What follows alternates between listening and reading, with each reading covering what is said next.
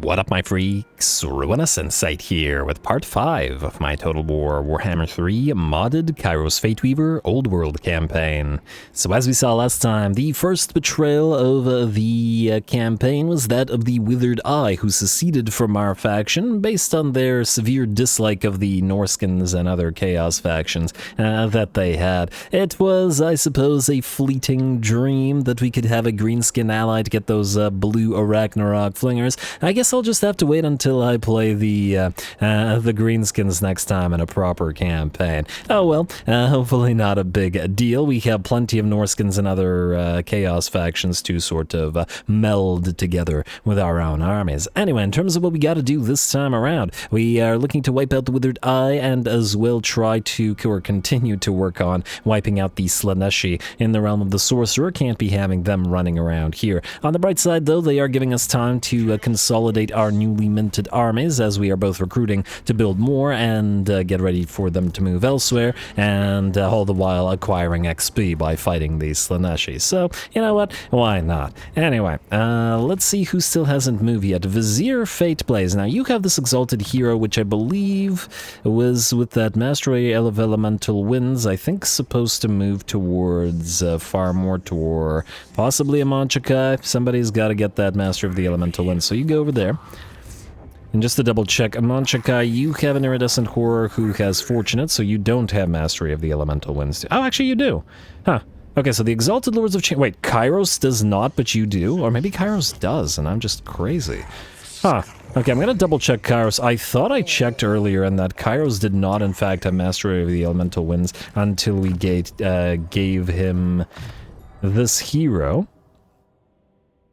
But maybe I'm wrong. No, I guess we'll see. Alrighty, anyway, let's move everybody else around. Vizier Fateblaze, it doesn't change the fact that you need to move down here to take command of the new sort of run-and-gun horror army. And we might intersperse some Marauder Hunters with Javelins in there, because they kind of work for the whole run-and-gun thing, but at the same time, so do things like Changebringers and stuff like that. So I gotta think about what exactly we want in your army other than Pink Horrors, though you're primarily going to be the Pink Horror army, whereas the blue scribes are going to sort of lead the cavalcade of horrors, as in the piles of horrors. Anyway, Manchakai, you, I guess both of you, can proceed. Well, you don't need to channel. Actually, you know what? We'll put you here in ambush stance. I don't think these guys are going to move towards you, but who knows? If one of you is invisible, they might actually give it a try. Although it will take a while to get over there, that's fine by me. And you can encamp like so. Why put them on edge? And there we go. And then you are going to get the weird spawn, but I guess you know what? Not right now. In fact, actually, speaking of, let's double check what we got to do building-wise. Let's see. 9th library. We've got a Weave of Time to build, a Forgotten Scriptorium to build, and some medicinal herbs to acquire. Though I guess we're not going to be using them for that particular purpose, and then the rest of this is not something we need to do. The other things that we need to do this turn are 2. First, well, actually 3, depending on if anybody's moved or not. Drillas, yes, okay, so you need to actually move towards the Portal of Twilight. And you were the last, okay. And this place will probably get attacked sooner rather than later, since Khalid el-Muntazir declared war on us. Still, this is such a cool area of the map. I just want to take it over just like we did the Plains of Zanbaijin or the Plains of Kadatha. Kadatha Plateau, there we go, that's the one. Kadatha Plateau, yes. Alright, I'm not crazy, you're crazy. Now, the other 2 things are this. We need to check heroes, but we also want to check some vassalizations. Namely, we've gotten the Steel Fist Reavers visible, and there's certainly a potential ally. Frankly, I don't really want to spend the entire campaign fighting other Chaos factions, so as many as we can should be vassalized. Steel Fist Reavers are at 29.4. Alright, how about if we declare war on Cetra's Revenge and Krakadrak? Really? 19? 7.9? 9.0. Oh, okay, well that was easy. Let us do... We'll join your war against Cetra's Revenge for money, and then we'll declare war on Krakadrak ourselves and draw all of our vassals in. I think that's the best way to do it. Unless, wait a second. I had another thought. You are also currently at war with Earthsfjordlings. Earthsfjordlings, if we declare your war on Cetra's Revenge...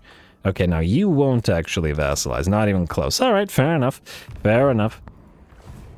You know what, let's vassalize you and then we'll double check if there is any other possibilities. Hey, why not get more factions and tell all of these factions to invade the Empire while we do our own thing elsewhere. Cetra's Revenge, we will join your war for the vassalage.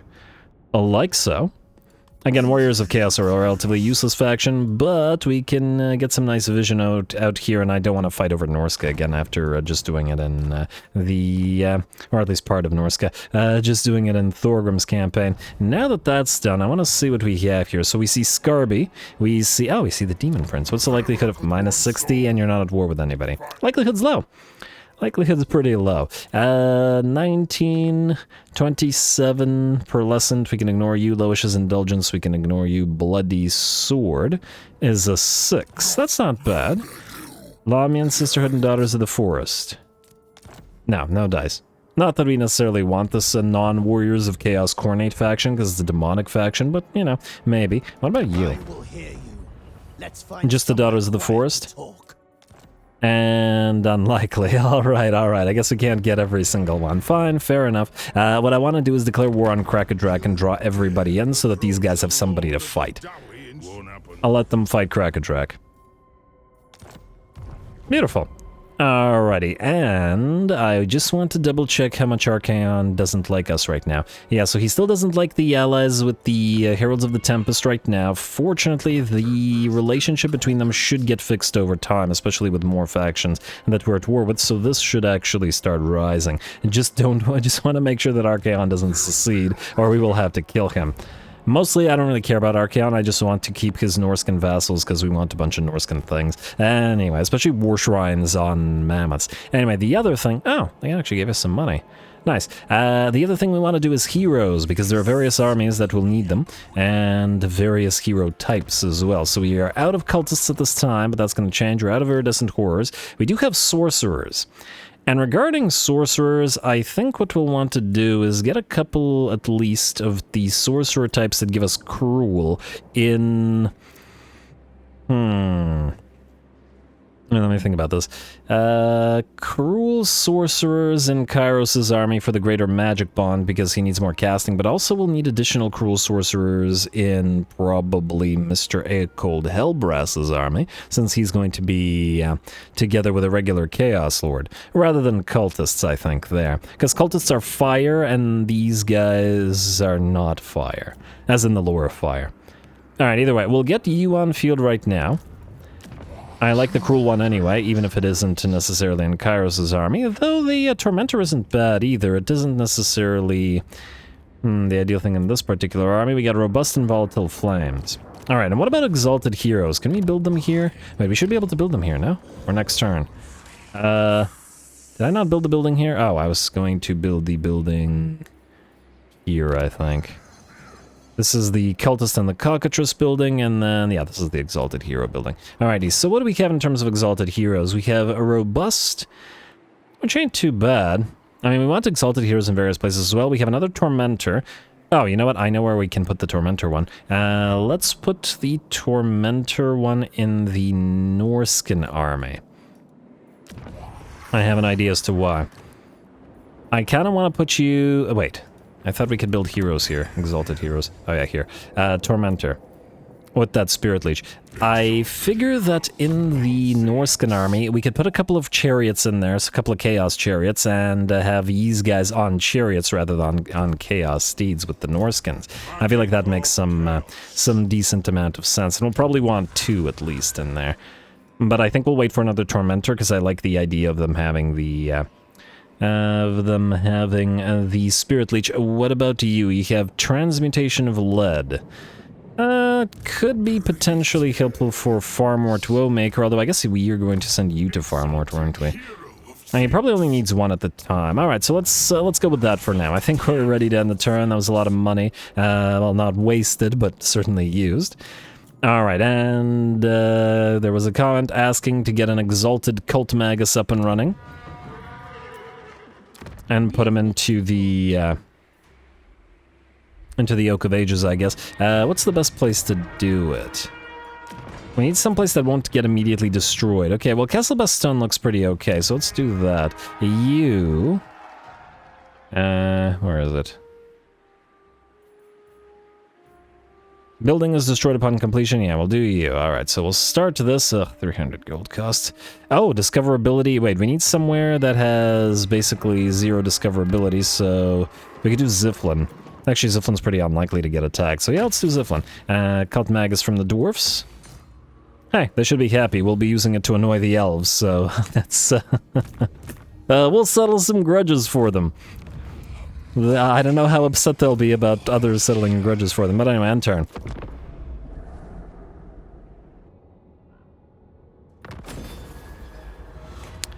Do you hear the whispers? Oh, already it's a little early for that, don't you think? Ah, man, the research rate reduction, the miscast base chance reduction.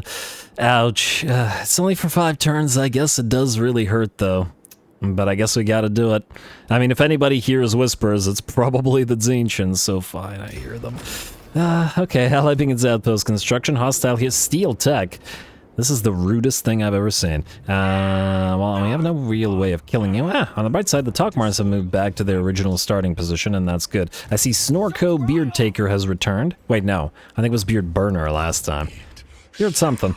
Alright, I guess we're gonna go for him and then split off to go to Gregamagar camp. Fair enough. Kairos, you are going to go right to the edge of our territory so that you can keep on healing together with these armies, and then everybody else is going to move towards you. All of our newly acquired heroes, I guess I didn't acquire a hero there, will be proceeding to you too. And we're down to a mere 5,000 gold per turn again. Really gotta get more settlements settled up. Alrighty, also you can be upgraded right now. Dark Bastion. And I guess we'll keep the growth building here as well. Alrighty, and the rest of you are good. I don't think these guys are going to survive this, though. Gulgrog's Monolith is a... Wait, what? It has the stakes, but... Huh, interesting. They don't provide any garrison bonuses? This is so strange. Huh. Okay, well, weird, but okay. So this is a walled settlement, but it basically has nothing in it. I'll probably just auto-resolve it. Oh, I'm not if the game even lets us, because Kairos' army is a little bit weird. But anyway, we'll just ignore you for now. Veritas Painbringer and the rest of you. So, you are working on that Norscan army. I'd still like you to get at least a couple more of the Marauder Hunters of Javelins, at least for now, though we will eventually change up what we have here. The Marauders need to be... Oh, we need more Marauders is what I was trying to say. Let's get you a couple more Marauder Horsemen. I want this army essentially functional pretty much immediately, because, yeah. Could maybe use another regular Marauder of Tzeentch, although at the same time, if we put 2 chariots in there, eventually a couple of these Marauder Hunters with Javelins will be replaced by a War Shrine Mammoths, most likely. We're at 18 out of 20 already, assuming chariots. And, can you be upgraded to chariots? Wait, why would we even need to upgrade you to chariots? We could build chariots directly here. Although at the same time, I guess we could wait to upgrade you into chariots, as in... What's their upkeep right now? 270. Yeah, we could level up these guys into chariots eventually. Anyway, you have 1 Chaos Sorcerer of Tzeentch. I do believe you will need another one to get another War Shrine going, so let's keep an eye on Chaos Sorcerers. We have another Volatile Flames one, which is solid, but not necessarily in this army. I think we'll want another Tzeentchian one, although the Marauders are relatively fragile, so maybe doubling up on metal wouldn't be too bad of an idea either. I forget, what did I do with you? You are covetous. So frankly, with you being covetous, the other one could be really anything, so it doesn't really matter. Depending on if we want to double up on metal. Well, frankly, I think I want 1 Tzeentch and one metal. I guess we could do robust just because it gives us the transmutation of lead. Yeah, maybe. I do think there are better options, though, and either way you're recruiting right now, and I think we're going to wait. Either way, you will go here. Wait. Can you travel as far? No, you cannot. Alright, go in regular stance, and then... I guess the question is who should be ambushing?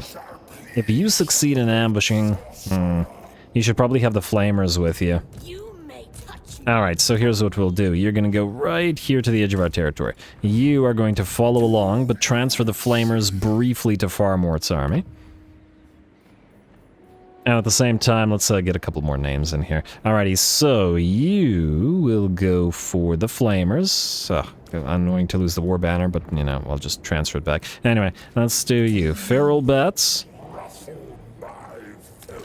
And that is absolutely going to get confusing. And I might as well name the two Flamers. I'm 99% sure these two are going to become Changebringers, so I'm going to name them their Changebringer names. And if they don't survive, then, well, they were fated never to become Bringers of Change. Death is its form of change anyway, so too bad for them if they die. Anyway, in terms of service for you. All right, there we go. You know, we could probably name a couple more spawn. We do have more spawn in here. We just have the Grimoire Readers. They can be joined by the last year's interns. Most short for last year's internats. And just as planned. All right, good enough. You guys go ahead and try that ambush. Do you want your points? I only have the one so far, which is not too crazy. Could get you at least prismatic plurality here. Oh, you know what? Gaze of Fate. Easy point. What about you? You have 1 point available to you, so we're going through Locus of Transmog, so we may as well continue through it. Actually, you know what? Let's get replenished troops maxed out. It's pretty useful. And then what about you? You have the 1 point. Let's get your rally so that we can start putting points into the higher ranks. Oh, we'll want to start saving points at rank 15 so we can get Fate marked and Paragon of Change as well. Oh, and also you have no magics right now, which is going to be a problem. Though this army can join as a reinforcement pretty darn quick. Alright, so that's good. Veritas Painbringer, you're kind of here mostly to leech XP from other lords, which is still kind of the case, so I guess you can start... Oh, so also you need to join these guys. I think. Wait, if I'm remembering the right one. Tormentor. Yes, guys. So you're supposed to go here and that army, and then you are supposed to join this army. Oh, okay. Starting to get confused with the sheer amount of heroes. And I guess you can move into this army when you can move again. Alright, looks good. Veritas Painbringer, I would really prefer not to pay 450 gold per turn for you right now, but at the same time, we should keep you leeching XP so that you can eventually become a Demon Prince. Not that you've personally earned it. Vizier Fate Blaze and Drillas, you are both going to the Portal of Twilight until you can mix your armies together into one. And then start fighting the Undead, which should be pretty fun. Alrighty, and anything else? It looks like we're good, unless I had to do something with you, but I don't think I did. Alright, let's double check building, just in case there's more money to be made. We can do... I mean, I guess we could upgrade the cults. They don't really do too much for us right now, but it's not like we're... it's not like we're not in need of additional research in grimoires. And especially since there's more research to be made and more settlements to be transferred and more vassals to vassalize. Anyway, skip, and end turn. Huh, interesting. While the ambush failed, the enemy is still attacking us. Good for them. Good for them. I guess we gotta give the War Banner to the Iridescent Horror, because it's the only one that'll benefit from the reload time reduction. These guys are coming in reinforcements, but only in 19 seconds, so I wager we'll be pretty okay. Go.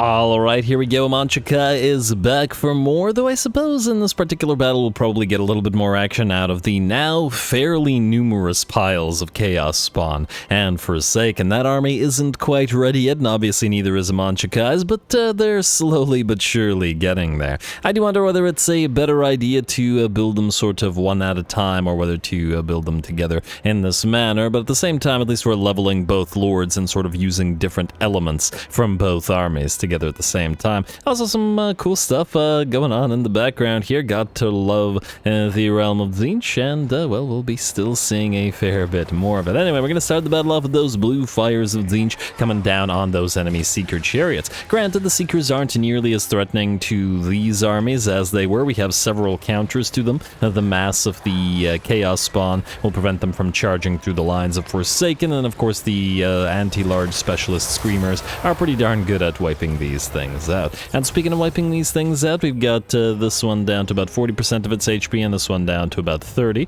and a couple more blue fires. We'll see at least these first elements or these first units of Seeker chariots and get knocked out. Plus we can sort of hover overhead and just generally attack them with those irregular shots from the Iridescent Horror, which should actually work fairly well, especially considering these things will start melting away should they suffer enough damage, which we're getting close to doing on a second unit. And might as well start trying to snipe the enemy lord, who is down to immediately 30% of its HP. Of course, the AI is waiting for its reinforcements, and we are obviously going to take advantage of that. Alrighty, and the Herald of Tzeentch or Slaanesh rather, is nearly done for, and the chariots, one is done, and then the other will soon follow as well. Nice hit from the Iridescent Horror as well, and it looks like the enemy Herald has begun to melt away. Perfect. Alrighty, long before the battle has really been joined. Of course, there's a lot more units where that came from, but once again, I think we have an advantage. Plus, once again, the Realm of Tzeentch works in our favor. We've got some pretty darn solid terrain that we can take advantage of. We got both trees and this little sort of impassable terrain to our flank, which we can make use of to basically screw over any of the fast-moving elements of the enemy army, i.e. those Seekers and those chariots. And of course, while they continue to approach, they will continue to take damage, both from blue fire and attacks. Looks like this chariot unit is nearly out, and that's without using any more blue fires on them, just good old-fashioned attacking them from the sky. Ooh, does look like one of the enemy units of Seekers will in fact peel away from the rest of the enemy army and head directly towards our newly arrived reinforcements, but that's a lot of Forsaken and a lot of Chaos Spawn to deal with. I'm not yet entirely sure, but while we definitely want a couple of Mutilate Vortex Beasts in this army, I might put a Lord of Change, or maybe even two in this army, just to act as support healers, because they have that, I forget the name of the ability, but they have the ability to heal 4 non-hero units, and specifically for the spawn of Tzeentch, which are weaker in the sense of having a lot more units and thus easier to kill off models, it might behoove us to actually heal them periodically. I'll think about it. We'll see how the army performs once it's fully maxed out. We can't expect a Tzeentchian or, well, anybody but a Nurglite army of Spawn and Forsaken to perform quite as well as a Nurglite one can, because Nurgle has all those heals available to them. Granted, if they were under, like, Kairos or something, then they'd be fine, because he just Shield of Thorns or whatever them, but otherwise.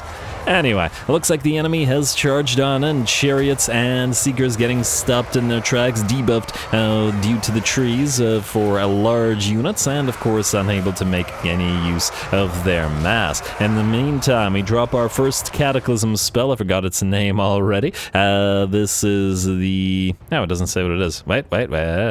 Dance of Despair, which is a -25, -25 melee attack and defense, leadership reduction, and a removal of all essentially unit types. Which is kind of interesting, but I guess we'll discuss it a little bit later. For now, let's do the battle. Such as it is, the enemy's having a lot of trouble here. We're not relying on our flamers to do all the work this time. Very different dynamic from when Amon Chakai fought all of these guys. And though the flamers are here, they are not really needed to deal with this.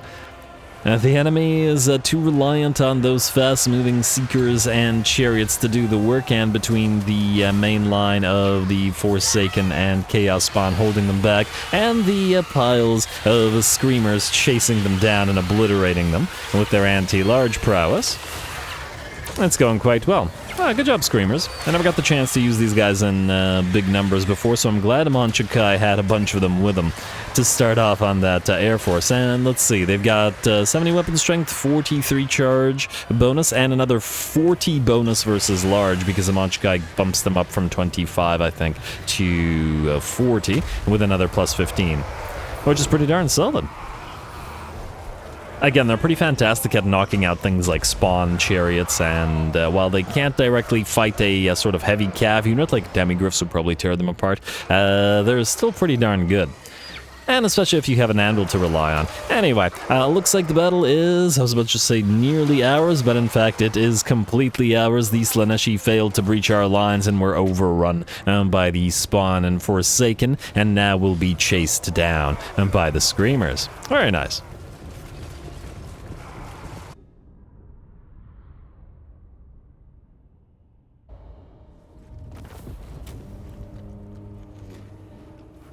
Alright, very, very nice, effective, though it looks like a fair few of the enemy, and of course all of their elite, well, not all of them, but a decent amount of their more elite units were reforged, but what can you do? Certainly not something we weren't expecting. Either way, we kind of inadvertently made armies that well counter early game Slaaneshi because of the mass of the various Chaos Spawn, really prevent those chariots and, to a slightly lesser degree, the Seekers from charging through, though admittedly Seekers and Heartseekers should probably be able to obliterate units of the Spawn. It looks like in the early game without sufficient buffs they're not able to do so, and with the anti-large specialization of the Screamers, especially with the additional 15 anti-large bonus offered by Amonchikai's bonuses to flying units, it just works out really well. Anyway, as for the Flyers, looks like by a couple hundred damage, government spy drones did the best for the Furies, and for the Screamers it looks like at 3,500 the Maniacal Mantis, so good for you. And we'll take the money.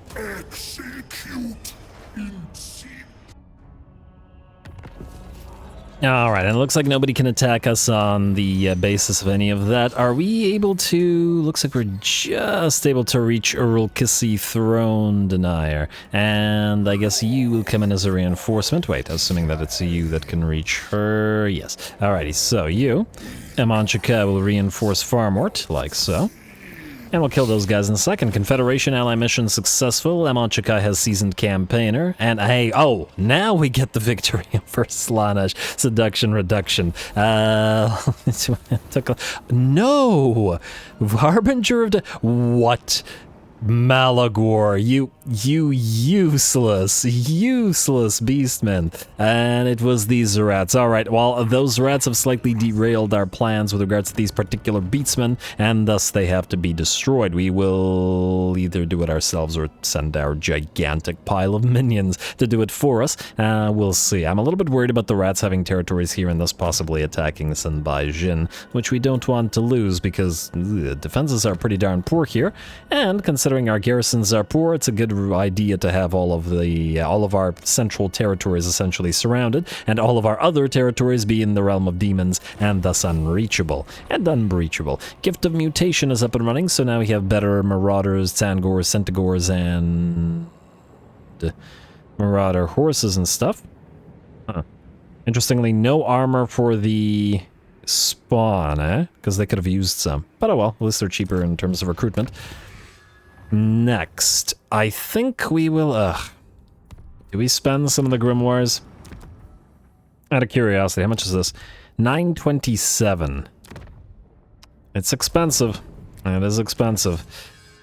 I really want, I mean, this would counteract the miscast chance reduction that we are currently dealing with. This would give us additional allegiance, which is also nice. Fires of Change would be great for the additional barrier. Powers up every single army on field, but maybe we can wait. What do we need to get Glean Magic, by the way? I'd like to get Exalted Locus of Conjuration if possible. That's another tier 5 tech. Okay, so these are like the mini capstones. I guess we could go through Thematic Locus, because it will enable us to eventually get to Fluxion Constructs and the construction cost reduction from all buildings, faction-wide, which ain't a bad thing. And I guess that's what we'll do. And as soon as we have spare grimoires, we'll throw a few grimoires these guys' way. Oh, we also get the arcane mirth rather for the pink horse to get to recharge, or the horrors in general. Yeah, certainly something else to consider. But anyway, for now, Kairos, so let's get to moving again. You can, by the looks of it, wait, can you? Yes, you can. Go Rog's Monolith. Well, let's head over there. Keep getting that XP for the blue scribes and for yourself. Probably not worth our time. We will, I think, reinforce. I mean, we could fight it, but it's kind of meh. I mean, it's less than the defenders of the Chaos dwarfs that we saw earlier, and let's be real here, the Kairos could just clear this by himself. I mean, granted, a lot of armies are going to be, you know, clearable by Kairos by himself throughout this campaign. So admittedly, we don't want to get bogged down on it, but we fought, you know, 2 stacks of these Savage Orcs and had no problem at all with Kairos' army, so yeah. Auto resolve, a little bit of damage, but as expected, then we will occupy the place. Alrighty, and Potion of Strength, and Forbidden Rod, a Helmet Discord, some nice finds, and you guys, I take it, can't go into a non-attrition-y sort of stance here, can ya? Because you're stuck in these mountains. We're gonna have to loop back around to go to Gragamugar. Oh, hopefully it doesn't get destroyed before we get there. We don't actually care about Gulgrog's Monolith. We want to transfer it to somebody. I'm not entirely sure. Ooh, can we trade you for Golgi's Monument? No, meaning we'll want to take this place for ourselves. And I think we'll occupy it rather than... Huh. Meaning we'll want to move towards Withered Eye Hold and also here. Probably then, rather than looping around, we'll jump out of this place. Alright, fair enough. You're gonna need the extra mana next turn in order to jump. Oh wow, this poor cultist is getting badly damaged. Why do you keep getting damaged? I guess it's because you're on a horse and everybody else is slow. Maybe I shouldn't have auto-resolved it, but whatever, too late. Veritas Painbringer, you guys are all gonna march down here and fight. I guess we could move you down. Almost tempted to delete you, but... Oh. Yeah, you can reinforce here. We'll still have a nice fight to help wipe these guys out, so go down here. And drill us... Oh! Would you look at that? We've got enemies coming. I imagine you can't reach this guy yet? Unfortunately, you cannot. So you're gonna have to just defend with what you got, which ain't all that much, admittedly. And can you stand against 3 armies? Well, good luck. And Vizier Fateplace is the one that's supposed to take command of the army, not Drillas here. You just have that Strider, which isn't super useful to us. Get Gehenna's Golden Hounds, you're probably going to need it. What about you? You are a lore of Tzeentch. Let's get you Pink Fires. I'm actually tempted to say get Glean Magic, just to reduce the magics available to the enemy wizards there. Now, they could besiege us and move past... yeah, alright, fine. You're gonna go into an ambush... Oh, wow. Okay, maybe not. Alright, channel, go to the edge of the stair, but somewhere where you're safe, like right here. Alright, as good as it's gonna get, I think. Alrighty, you're fine, or at least I hope you're fine. We shall see. Farmort Bowmaker, you're about to attack. Rel has moved, I think. Yes. Barodom, you are supposed to join the heroes, or the Lord Army, but you're gonna meet them here at Gragamugar Camp. Talzin Zoriteller, you're supposed to join these guys, and let's not get in the way of Farmort. In fact, just go here so that you don't accidentally interfere with his army's movement range. And then you sit right here. I would like another one of these, ideally Tormentors, if we can find another one. We got another Volatile Flames, which is great. I got a Torment... funnily enough, I got a Tormentor one of these guys as well, which ain't too bad either. We got another Volatile Flames. Does depend on whether we want to go double Tzeentchen or not, and I'm still on the or double metal or not, and I'm still kind of on the fence about it, so I'm just going to not deal with it right now. Farmort, time for you to strike again.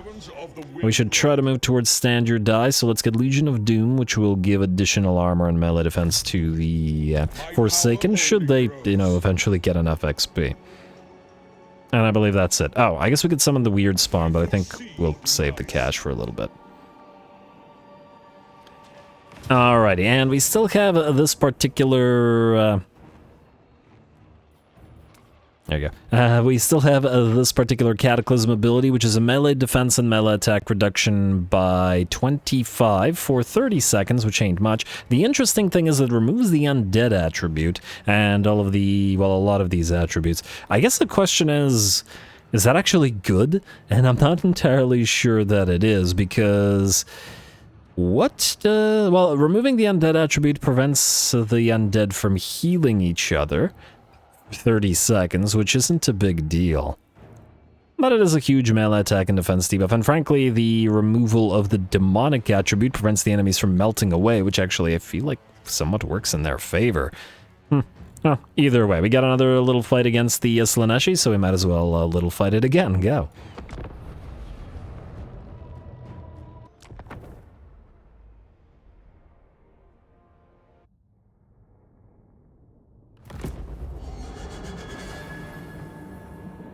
Look at them tremble. They will be overwhelmed with the limitless power of change. Alrighty, here we go. We got our disc riding and now Chaos Sorcerer Lord, looking pretty good under Tzeentch skies, incidentally. Far more to a Woemaker, who is a leader of our Forsaken army. I will, however, eventually put him on the Shrine of Tzeentch, War Shrine. Although if we give him 2 cultists, or probably 2 sorcerers rather than 2 cultists with the Forsaken army in particular, because we don't really need the Kindle Flame here. But anyway, if we put 2 of them with the army, maybe we can keep him on a disc. I do like him on a disc, I will admit. On the other hand, it's not as useful to have a disc riding Lore of Metal, because you're not spamming those blue fires. The disc will mostly be useful for Gehenna's Golden Hounds rather than or anything else, but it's, you know, one off cast and I'll think about it. Anyway, we got some cool stuff on the terrain here. Big old crystal maw full of eyes. I don't know what to call this thing here, but I like it. And, well, just generally a nice looking Tzeentch realm map. Gotta take the opportunity to always look around at these maps. We're in the realm of Tzeentch now, but we will soon be out, as we will have nearly conquered everything here. And then enjoy the realms of, well, the other realms of the gods before we take control of all of them, win the great game, and then start fraying at the edges of reality in the mortal empires. Anyway, I'm gonna speed this up a little bit while the enemy draws close to us. Found some enemies here, a unit of Seekers of Slaanesh and a Lurus or Herald, who, rather than bothering with any direct spell damage, will just knock out with a little bit of damage from the Iridescent Horror. Otherwise, we are against the Slaanesh, and against another force, we'd probably be making use of our mobility to charge them, but here, frankly, I mean, we're not going to out-mobile Slaanesh, so we're just going to actually use the Forsaken and the Chaos Spawn as line-holding units. A waste of their charge bonus, perhaps, but we've got good terrain to benefit us. Anyway, we had the units of Flamers out front. They get a couple volleys off into the enemy Seekers or Hellstriders, and then the Seekers and Hellstriders charge on in. We'll move the Flamers into our battle line, and the barrier and, well, barrier of magics and barrier of flesh will protect our units. Chaos Spawn will begin facing off against Chaos Spawn. Oh, I guess because of the, I guess because there are more Slaanesh spawn than Tzeentch spawn. Tzeentch spawn are comparatively smaller as models, which is interesting. Little guys. Maybe they're a newly formed spawn. Well, that's alright. We got a Manchakai here to help the man. He's going to land and start anchoring the main line while popping off the occasional spell. There we go, sending many a devotee of Slaanesh, whether they be mortal or demonic, flying. And on a good way. There we go. We're the only ones that get to fly. And our Furies are moving in overhead. We've activated our Cataclysm spell as well, like a great eye into the abyss, looking down on the battle below, removing the enemy's demonic capabilities. Or demonic, whatever, whatchamacallit, statuses. And the Furies will come down on any enemy units that attempt to run away. There we go. They're pinned against the wall of flesh of the spawn and Forsaken, and they cannot run. And I think the battle is just about ours already. The bounce power is at about 90%. And in this particular case, it looks like it was a good idea to use our Forsaken and our Spawn in a line rather than using them as a sort of frenzied units to charge at the enemy. Alrighty, it will be a little bit of time while we bring down the Spawn of Slaanesh, however, especially once again since it's going to take a little bit longer to bring them down. I do wonder, stat-wise, do they have a anti-large specialization or an anti-infantry? No, anti-infantry specialization. I figured those big old spear hands that they've got on the Slaaneshi Spawn might be helpful against large units, but frankly it's probably just as helpful against infantry units. Nobody's gonna enjoy getting impaled by those, except maybe other Slaaneshi. Anyway, let's see what we got here. These guys are down to about 40% of the HP. In the meantime, the main enemy host has shattered, and it's now just time for Spawn to face off against Spawn and overrun those remaining of the enemy. Though the lighting from certain angles makes the Spawn look kind of identical. There we go, and Amanchakai is gonna join the fray as well. Maybe help out against making sure the rest of the Spawn don't kill off any of ours. And there we go. Oh, wow, there's still another one in here. Okay. Well, they're completely surrounded. Only a matter of time now. There's nothing left on the battlefield but these spawns, so not much to say about this from a tactical perspective. Just a good old-fashioned spawn brawl. I mean, it's really all the Spawn know anyway. They're drooling and mindless and don't really understand what's going on anyway. All they have left is their urge to kill. And frankly, that particular urge will go unfulfilled as the last of the Slaaneshi Spawn will go down in the press. No, admittedly, it took a long time to bring it down. Will go down in the press and the battle will be ours. Okay, that wasn't the last Spawn. That was the second last Spawn. That is the last Spawn. And there we go. We'll chase down the... Oh, it's getting back up. One last frenzied sort of arm wave with those spears, and there we go.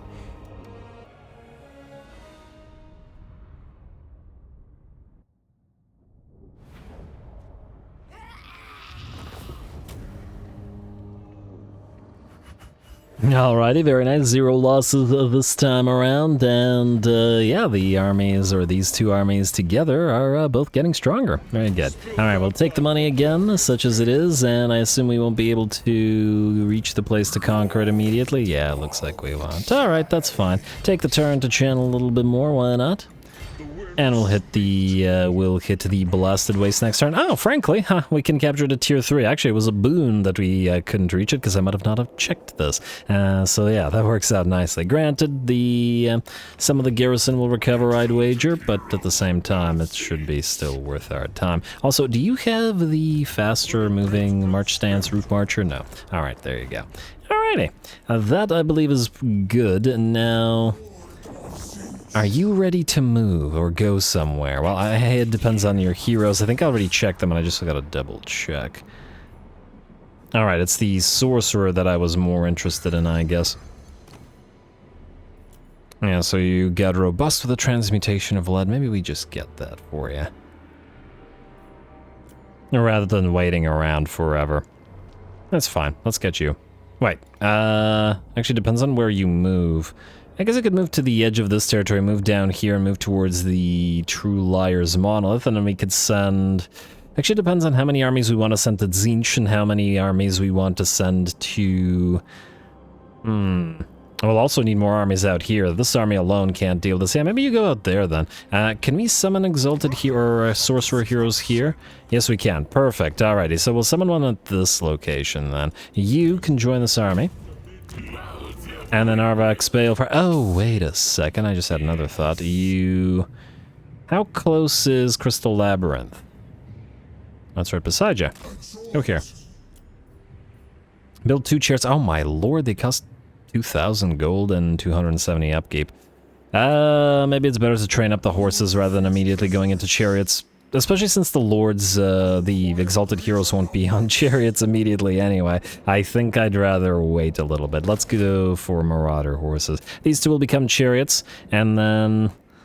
I guess we have one too many of the marauders of Tzeentch. I guess we'll just delete one. I guess we should do so right now. Well, you know what, we'll do so once because I want two Chaos Sorcerers of Tzeentch to be on War Shrines and two Exalted Heroes to be on Chariots, while the Lord will probably be on a disc. Or stay on the Steed in order to do some nice dueling. Sadly, the regular Chaos Swords don't buff Marauders, which is a bit unfortunate, making this a rather useless trait for you, but we don't have to get the trait, and we can just get other portions of this. I guess I still want you to command this army, though, because I don't see anybody better. And maybe we'll switch you to a Demon Prince as well. It depends on what the Demon Prince's red line looks like, because the Immortal red line is better than the Demon red line, but the Demons have other valuable aspects to them. Oh, we can get the Shrieking Rays up and running. Blazing Squealers. Now, I kind of wanted the Blazing Squealers with the other army because it's got that Cavalcade of Horrors thing going, and it might be nice to have one of each sort of type.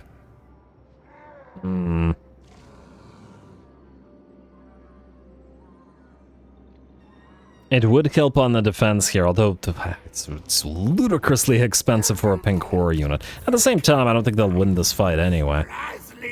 Yeah, you're probably going to be fine as you are. I'd rather not make an insane investment right now. You build two more guys, and then we'll build the sorcerer here still before you arrive, so the rest of that is fine. And you can build Exalted Heroes here too. Oh, we can do that too. Fantastic. We'll do that there as well then. And I believe we just have buildings, so let's do it, and then let's end the turn afterwards. I'd love to upgrade you guys to tier 4, but I don't think we can afford that right now. We can upgrade, I guess, the cult and not the defenses. Gulgrog's Monolith. You're going to be traded away, so let's at least build a cheap... How much would we get for demolishing this? 1,200. Oh, wait, it would cost us 1,000 to build this up. Well, actually not 1,000. Well, make a little bit of cash doing it like this. Alright, fine. How much does this cost? 1680. Yeah, well, we'll build 2 of the red territories and then we'll transfer the stuff. Alrighty, and then lastly, the new place, Citadel of Iron Knight, or the Iron Knight. We are going to go for the Web of Secrets there. Wait. Yes, Web of Secrets. The money-making one. And how's your 212 gold per turn? I think I'd rather you just get the get a little bit of extra public order rather than waste our time with that. Anyway, that looks good, so I guess that's another end turn. Let's check vassalage again. Ooh, you're nearly ready for a confed. There's nothing we could do to... I mean, we could threaten you into it, but I guess there is not much purpose in it. Third host of murder, nobody else here, at least not really. Alright, fair enough. And Fester Clan Nest. We're gonna kill you for what you did to those beastmen. I really wanted those units. Oh well, in turn. Gotta remember to build those Chaos Warriors as well soon.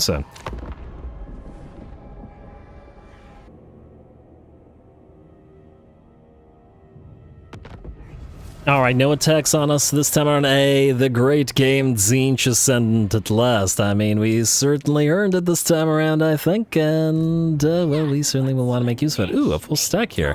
Good. Corn, you better not annoy us here. And how are you doing, by the way? Up to tier 4 nearly. Anyway, Tzeentch's Ascendant. What does this, or how does this change our unholy manifestation? So Scriveners of Insanity now gives us 500 grimoires upon completion. Some other good stuff. The mutagenic energies. I honestly don't remember what it did before, at least in terms of damage. Basically, it seems to be doubling the effects. This also means that we will want to... Ah, it doesn't double the research rate? Or does it? Was it 50 before? I feel like it was 50 before. Anyway, not like it matters. I have minus 100 control, so this basically causes an instant rebellion. But since you have to be, I think, in an enemy province to do it, it doesn't serve too much purpose, in my opinion. Because if you're in that province, you're... Oh, Ragnar Hildenmouth. Okay, you are... you're probably going to spurn the offering, because this is the Chaos Spawn guy, and I imagine that you need to be a mortal Chaos Sorcerer to command them, and yeah, spurn your offering. Alrighty. Baradon, Chaos Sorcerer of Tzeentch would... Oh, how dare you, game. So rude. Alrighty, Settlement Besieged, Portal of Twilight. Oh, they actually besieged it rather than attacking directly. Interesting. I don't necessarily mind that, to be honest. You can, by the looks of it, not quite reach it, eh? What you can do, however, is transfer units, meaning you can give this guy a full stack.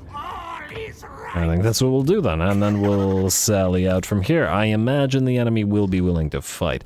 Transfer to drill us, like so, and he's at 18 out of 20. Not quite maxed out, but getting there. We are also intending to evolve these guys into pink cores eventually, but can't do so right now. Alright, we'll deal with you in a second. And, okay, you know what, we'll actually need to level these guys up. You guys are going through Locus of Change for the additional range, and I guess the same thing is true here. I guess you can't get it yet. Just get it anyway. At least 1 point in it. Oh, actually, we get the additional range like this, and it's not much, but, you know, eventually we'll be able to stack 4 of those, and that'll be a significant amount of extra range. You guys. Alrighty, I guess it doesn't really matter who we use to attack. Also, can you reinforce in march stance? Wow, you can barely move. What the heck? Why? Huh, weird. Okay, well, either way, you, Mr. Volatile Flames, are supposed to join this army, so I guess we'll have you attack.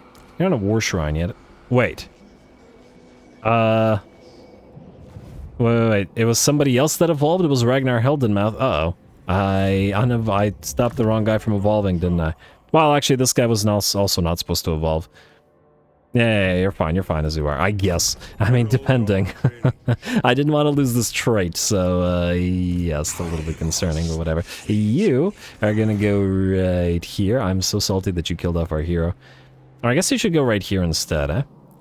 Because it'll be in our own territory, and at least this way we'll heal up. So go here, and you guys will follow along. Oh, we could not waste our mana like this.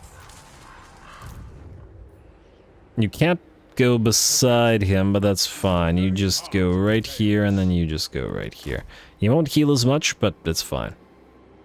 I got the little bit of extra construction. Oh, I should have built this before moving. Probably could have gotten a little bit cheaper, eh? Oh well, I'm good. Probably a pretty insignificant amount. Anyway, I'm on Chikai and Farmort. One of you doesn't really matter. Wait, you have Siege Attacker, whereas the other guy does not. Wait, actually, no, the Chaos Spawn do. Yes, alrighty, so you can just attack.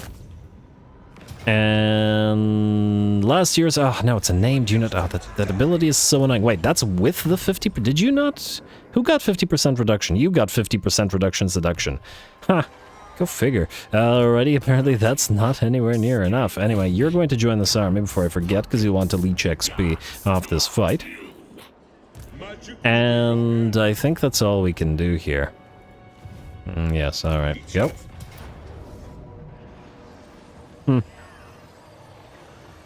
I got a decent garrison, but again, we've seen we take 0 losses, so I think it's not worth our time to wait around. Just auto-resolve it. Yeah, and the flyers took a little bit of damage, but otherwise we're okay. Occupy the place? Yes. Alright, and hey, there we go, Farmort. You got your Chaos War Shrine, Chaos Steed for Talzin Zorteller, the new guy? I guess he immediately leveled up. Well, good for you, new guy. Alrighty, and we'll want to immediately go into the Architect's Theorem to get the bonus control. We'll want to delete you. We will keep the Weave of Time for obvious reasons, and I guess we'll go for the Hidden Library and the Salt thing. Glad that we got an Infernal Citadel rather than the other thing as well, since we'll be able to start generating money. You can stay here, as I don't think they can reach us.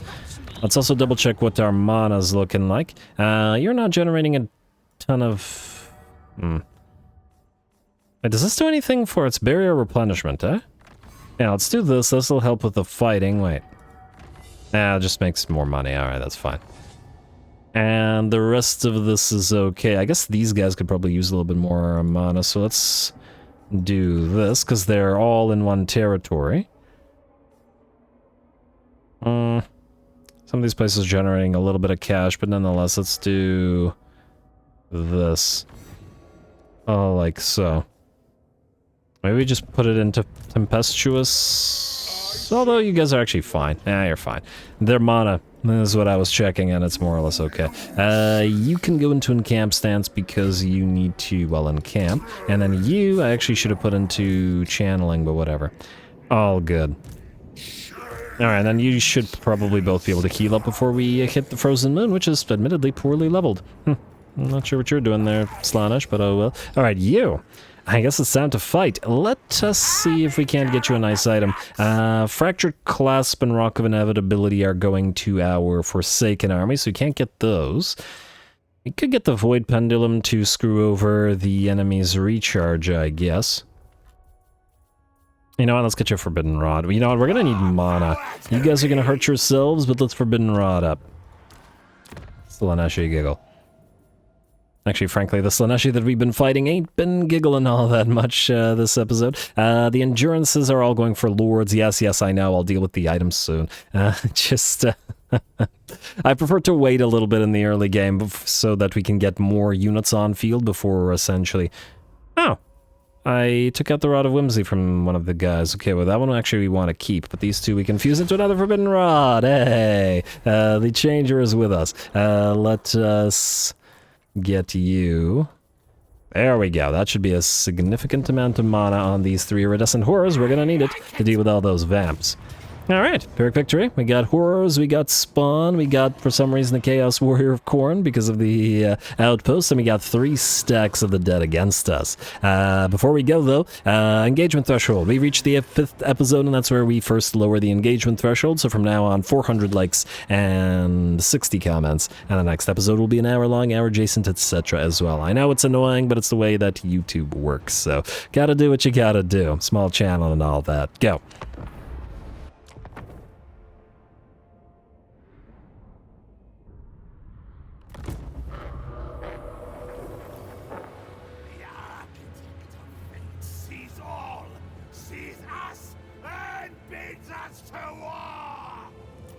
Alrighty, here we go. Should be a pretty interesting fight with some small caveats. And the main issue is this. We have a gigantic pile of various types of horrors, and while this isn't a bad thing, in theory. In practice, it might be. The idea here is to try to take the hill and just generally move towards the enemy army as fast as possible, because from the last time I played Tzeentch, I remember that when you use a lot of horrors in one army, they have a tendency to activate the bug that prevents all of your units from firing. And I'm a little bit concerned about this here, because this is a very dangerous position that we're in the first place, with the fact that the enemy outnumbers us with 3 stacks to less than 2. So yeah, we're gonna have to be careful. Plus, blue horrors would probably not win against skeleton warriors in melee.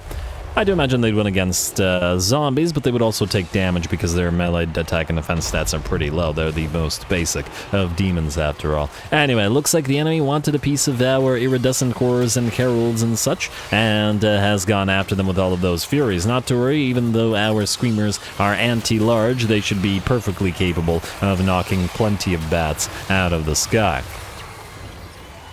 They've got the superior stats for that particular purpose, though the bats will do a little bit of damage to us, I'm sure. We also got our single unit of Chaos Warriors of Khorne here, because reasons. Who is moving forward towards the main enemy line. We've also got a little unit of Chaos Warhounds of Khorne to help us out, and frankly, against the bats, it's a pretty solid unit. Anyway, the first of the enemies are moving on in. It's time for the blue and pink horrors to do the work, hopefully before the enemy reinforcements arrive. Looks like while the enemy reinforcements are here, our units can... Okay, some of our blue horrors are firing. These pink horrors are not firing at all. No, you are, okay. Still okay. Okay, we still seem to be able to use these guys, which is great. But it won't last forever, so we gotta do as much damage here as we possibly can. On the bright side, though, this will also hopefully allow us to take and hold this hill, which means a better position for the incoming enemies. Chaos Warriors of Khorne working together with the Tzeentch spawn. Isn't it beautiful? So harmonious. To hold back the tide of the dead, these skeletons and zombies probably not going to do too much against the Chaos Warriors and the spawn here. Alrighty, but the blue horrors are definitely going to take a little bit of damage from all this, and the battle line is fairly wide at this point. So we can't have our elite units essentially anchor the line anywhere, or everywhere rather. And let's see, down to about 50% of the HP on these units of blue horrors. They're probably taking damage from friendly fire and damage from the enemy skelly boys. And it looks like the enemy reinforcements have arrived and are now moving on to the battlefield, so we can expect that a lot of our units will stop firing. And yeah, I see the doggos moving on in and nobody firing away at them. Yeah, they're just sitting there. Okay, well, here we go. That was expected. There's just way too many units on field. I've always wondered whether that was a limitation to the game's engine or whether it's because my PC is kind of old at this point, but, Actually, if anybody knows, let me know. I'm just curious.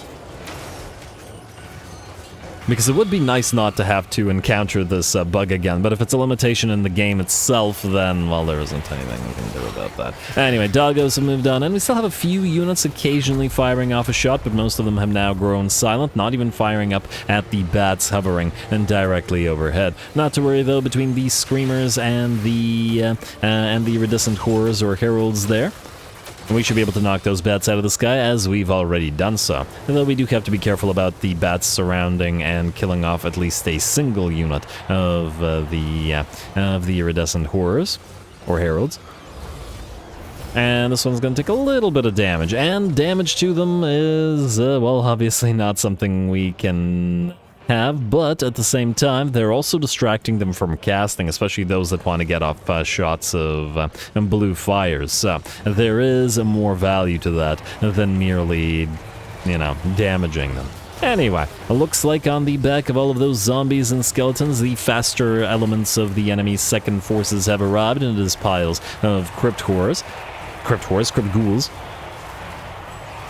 Man, I'm loving the desert with the Tzeentchification of the sky as well. We got some great lighting here as well. I think this is going to be, we're going to have a lot of fun in the desert, and I think it's going to be just as good as fighting in the realm of the sorcerer.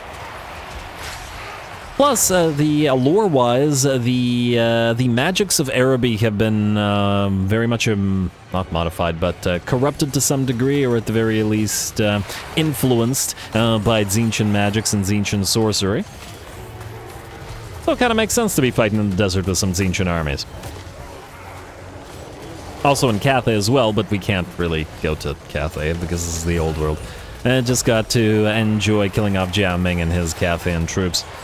It's a shame we can't corrupt him or turn him to our side, but I think just like the orcs with the inevitable betrayal, sudden but inevitable betrayal, we all that would happen is the Norskins and the Chaos Warriors and Vassalage would just get too angry and we wouldn't be able to deal with it. And I'd really rather have like dozens of Norskin allies to get all of their units in various armies, because they'll enable a bunch of additional army compositions that we wouldn't otherwise be able to use. Anyway, let's see what we've got here. The bounce power is at about 100% in our favor, and the battle is nearly ours. We have taken a lot of damage on our frontliners, especially once the pink horrors have started firing. It looks like the blue horrors aren't as affected by the bug as the pink horrors are, which is unfortunate because the pink horrors do a lot more damage and have further firing range and stuff like that.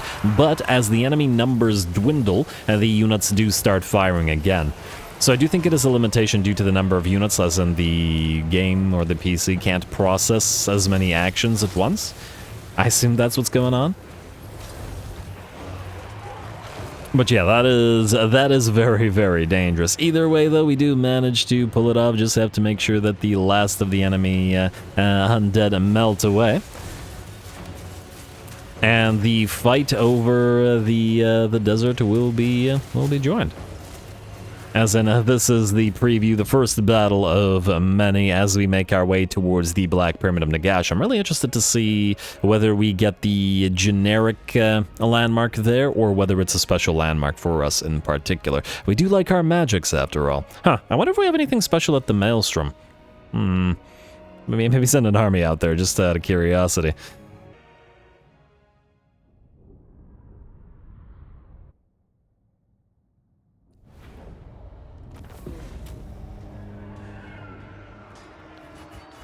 Alright, now we did manage to pull it off, but while we won, I don't like the way that we won, because the bug is still clearly well and alive, and if our horrors can't fire, it's going to have to mean that we will have to adjust some of the planned armies. Too many horrors means an entire army that can't fire, meaning we have to limit the number of horrors to the point that, well, they can fire. I don't know how many horrors that is. We'll do some testing, but it would be bad to run into an enemy army where, well, and a more elite army than just a blob of undead that the AI can't really handle very well, and then have the entire army of ours not able to do anything. So we'll definitely have to watch out for it. Either way, we'll still take the money, because we always need money. Recruitment, building up, all that sort of stuff, even though we'll have to chase some of these guys down. Oh, actually, you won't be able to move, will you? I wish I remembered which units we transferred to you, because then we could move at least some of you. Oh well, take the money. Ah, damn that bug. I swear that they said that they fixed it, or maybe I dreamed it. Maybe it was just a very hopeful dream at some point, and they never actually did. Another freed Tzeentch mutant, another forbidden rod. Everybody's getting those forbidden rods lately. If you leave the settlement... Ah, darn, I was hoping that you could ambush stance, but alas, you cannot. Oh well. Can you ambush stance? No. Alright, well I guess then we can't chase these guys down, we just have to stay here. A bit unfortunate, because there's a bunch of non-hero entities, but we'll just have to move forward. Though, okay, well, as rapidly as we can, we'll need to transform blue horrors into pink horrors, because they have less units in the models, and thus will likely, well, hopefully be more likely to fire. We'll have to see. Yeah, replace a couple of them with marauders, maybe a couple of changebringers, other stuff for this sort of run and gun. Oh, and also you are the one that's supposed to be commanding this army, so you leave army, you go here, you transfer to this army, and then you take all of these guys, and then drill us. We will probably evolve into... Okay, please stop screaming. I'm trying to concentrate. This guy's just like... Almost as bad as Malekith, just standing there screaming the entire time. Oh, also, wait, these guys... can't they besiege the place and then attack you by yourself? I think they can. Go into ambush stance, I guess, just outside the settlement, and I guess to be safe, we should park you just outside the settlement as well. Safer that way.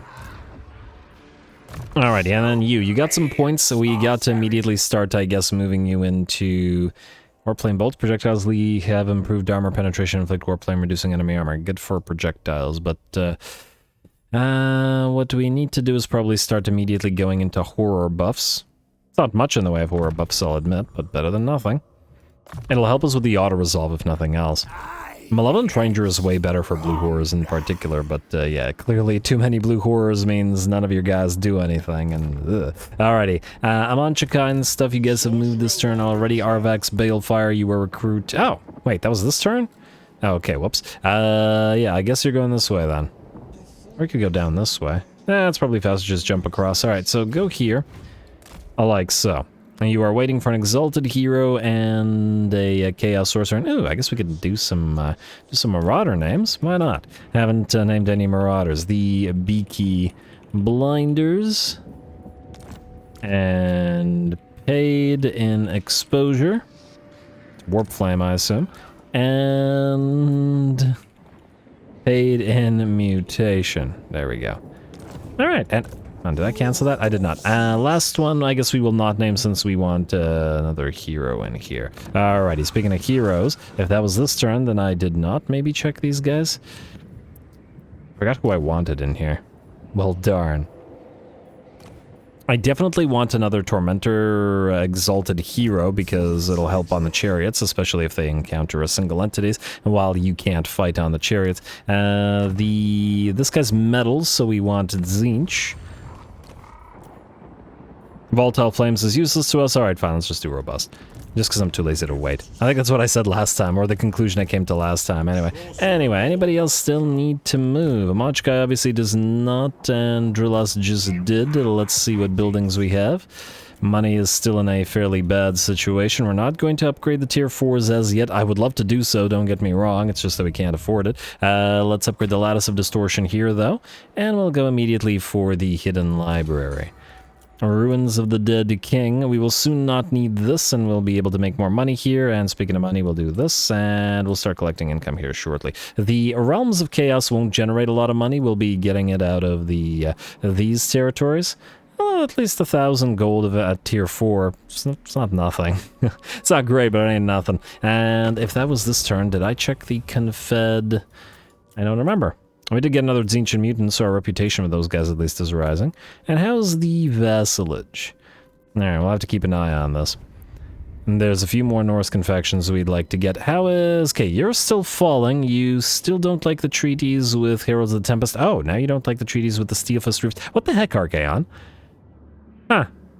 I guess all the sort of Warriors of Chaos guys don't really like each other, so we should limit our acquisition of additional Warriors of Chaos like the Steelfist Reavers and try to focus instead on acquisition of Norscan factions instead. Fair enough.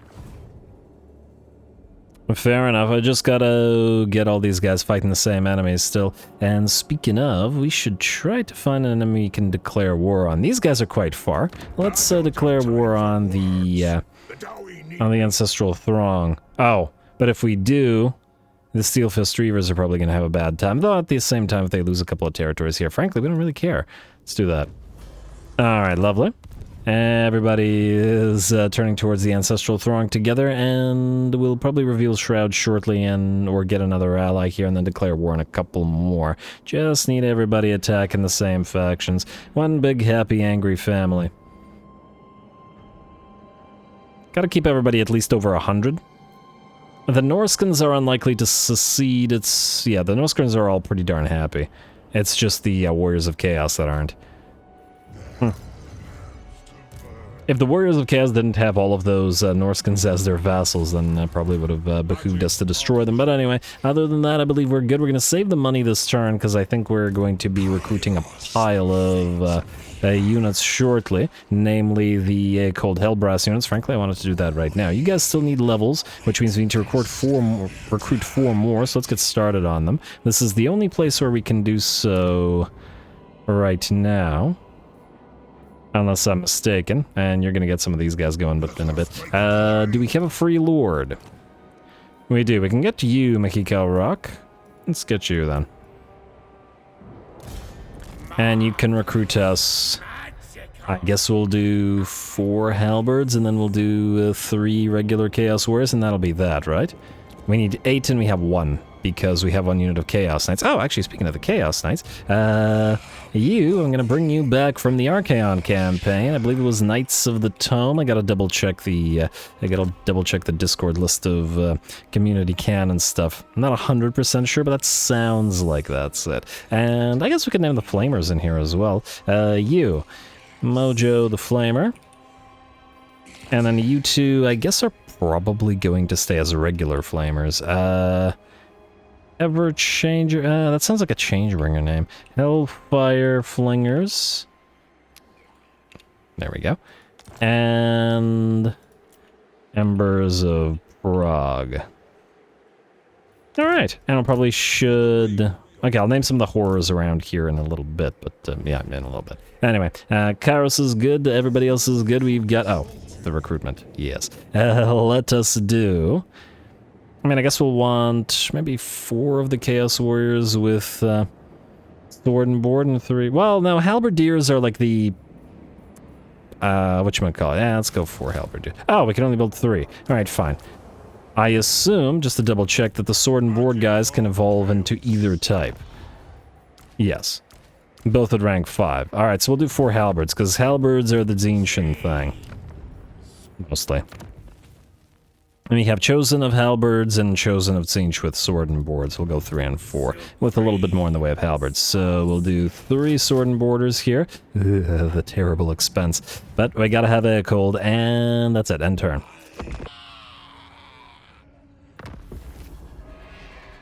Alright, Dune Kingdom is destroyed, and Great Incantation of Xar performed, Creator, and there we go. 2 more turns until that Thaumatic Locus is up and running. Looks like Wazhumpa Pigkissa is a runaway. Funny little gob name.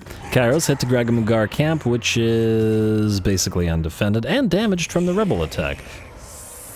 Good for them. Anyway. Well, let's move you here. Ugh, our money is still dropping. I gotta stop recruiting at some point, but will I? Will I? You can now move over here. You're not actually supposed to transfer stuff. You're gonna go here. We still have to knock these guys out. We may actually briefly stop at Granite Tooth Graveyard first, grab that so that we can transfer or swap some territories around, though. Oh, has this gone up to tier 3? I wonder what this thing's worth. Might not be able to transfer it, and we'll just have to use the changing of the way. Huh? Wait, what? What do you mean we can't? It's their capital now. Oh, that's not good. Okay, well there goes that portion of the plan. Are we able to transfer these guys anything? Trails of Kashut is not what I wanted to transfer. I want to transfer either Gulgrog's Monolith or whatever, Withered Eye Hold. Can we transfer these guys Gulgrog's Monolith? Double check this then. I am told you wanted to. Yes, we can. And we can vassalize them by doing that. And I guess that's better. If we take this, we can... Yeah, okay, fine, we'll do it that way. Alright, we'll do this. Give us your money. They're also allied with Loish's Indulgence, which will be very upset about this. But it is what it is. We'll do this. Become vassal. Alright, and this will give us additional vision to see what's going on here. We'll be in a war with the western provinces rather soon anyway. Loish's Indulgence is probably not going to be too happy about this. Yep, I'm going down to minus 42.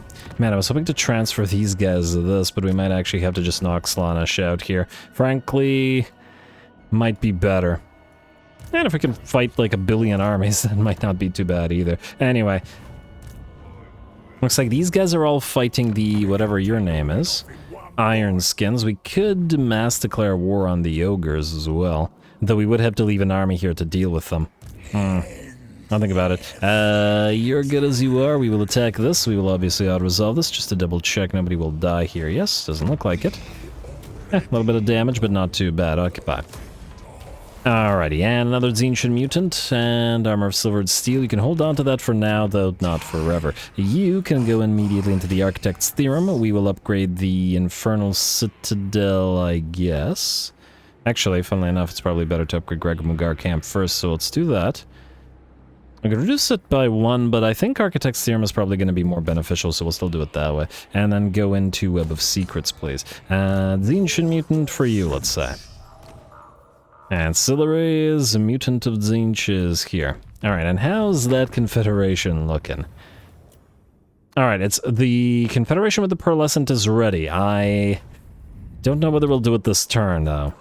Because it might disappear next turn. The thing, there was a question wondering why we can see this. I'm pretty sure that the reason that we can see this is that this is the bridge, essentially, between the realms of chaos going here, because the Great Tree is currently occupied by the Pearlescent.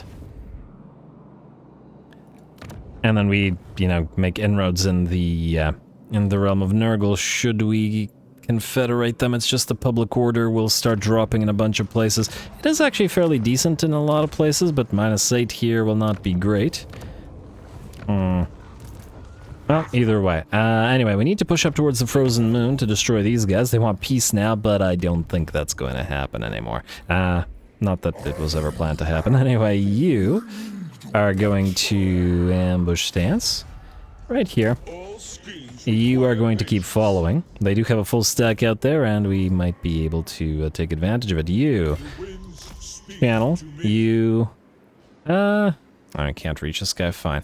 I would like you to, for a few turns, transfer the Iridescent Horde to this guy just to allow him to heal more, because his army is damaged. Now, while you can still go into channeling, I guess. Summoning, rather. We do need to buff up the Tzeentch corruption here. Also, Forgotten Scriptorium, and also Cultist Camp. Alright, ooh, yeah, the public order here is going to be bad.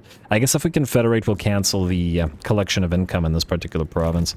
That seems like the thing to do. Vizier Fateblaze, you, I guess, are moving forward. Let's pop you into... I was about to say ambush stance. Alright, to there. And go like this. You don't have anything near, like, a full army yet. Well, what do we need? Another Iridescent Horror 4th? Although I think we can't get any. And wait, did I forget to... No, I didn't. Okay, good. You are going to go right here. Teleport stance. There goes hell your mana, but it is what it is. And then you can, I guess, just wait here at the Heavenward halls. Wait. You are what? You are a... Chaos Sorcerer of Tzeentch. Meaning we'll have you leave this army and then get back in the air. Well, we'll do that next turn. Alright, let's keep going. Amanchika, you're fine, you're waiting, and we're nearly ready to end another turn. You're fine where you are. Do you want to double check the Exalted Heroes? Again, I like the Volatile Flames, it's just that this is not the army for it. Alright, anything upgrade-wise? We're only doing those upgrades that will give us money right now. The rest don't matter. Alright, we'll do this. And Ruins of the Dead King, we have to keep the defenses here for a couple more turns just in case these guys decide to go down here and sneakily attack that. Seems like a Tzeentch thing to do, but, you know. Anyway, diplomacy. Alright, I'm gonna take a look at you in a second, Pearlescent, and possibly Confedja. So I have sorcery.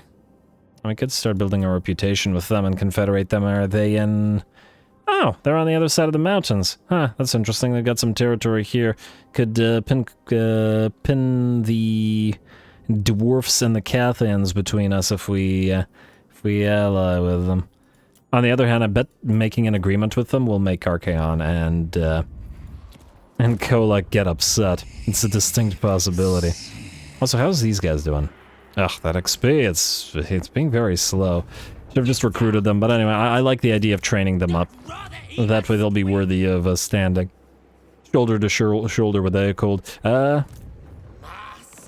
what's the best way to do this? These guys are now our vassals, so we have to transfer them this. We'll take all of their money while we do.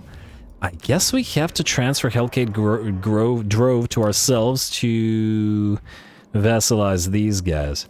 The other option would be to get Withered Eye Hold and transfer it to them, because we don't really care who holds these mountains.